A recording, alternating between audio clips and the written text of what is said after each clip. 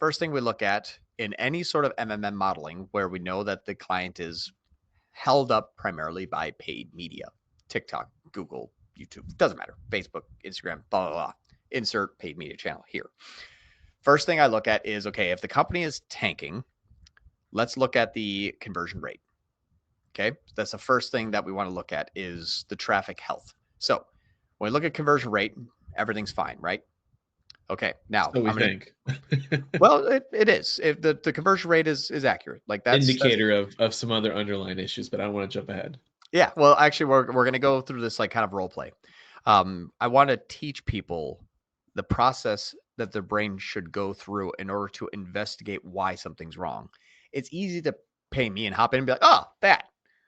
But you're here to learn about how to do that. Like we always said, like kind of how to think like Caden and think like John. So when we're looking at the traffic to say, okay, why did your company lose half of its revenue in 5 months, or actually 4 months from May to September?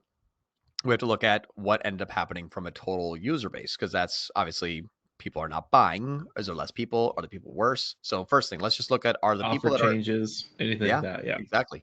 Like let's look at the first thing because apparently the client's like, no, we hired you and I run the Google, you run or I run the Meta, John Moran, you run the Google, and things are just been getting worse. So I said, well, I know what I'm doing, but I don't know what you're doing. So let's just take a look at everything. First thing I look at obviously is it's gonna be the conversion rate.